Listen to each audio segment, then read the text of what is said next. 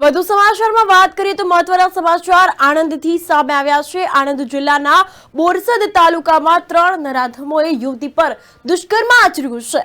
બોરસદ તાલુકાના ઉંદેલી ગામની આ ઘટના સામે આવી। 21 વર્ષીય યુવતીને લગ્નની લાલચ આપી અને દુષ્કર્મ આચર્યું તો યુવતીને પેટમાં દુખાવો ઉપડતા હોસ્પિટલ લઈ જવાઈ, જ્યાં યુવતીને ગર્ભ હોવાનું સામે આવ્યું।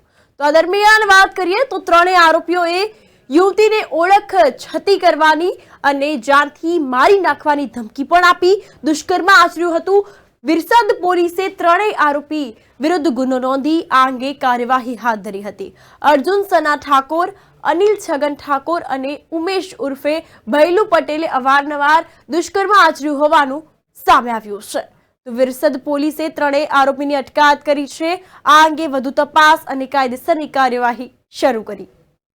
વિરસદ પોલીસ સ્ટેશનમાં એક ઉનેલી વિસ્તાર છે, તેમાં રહેતી એક પુખ્ત વયની પુત્રીને તેમના નજીકના તેમના સમાજના એક યુવક જોડે પ્રેમ થયેલો હતો।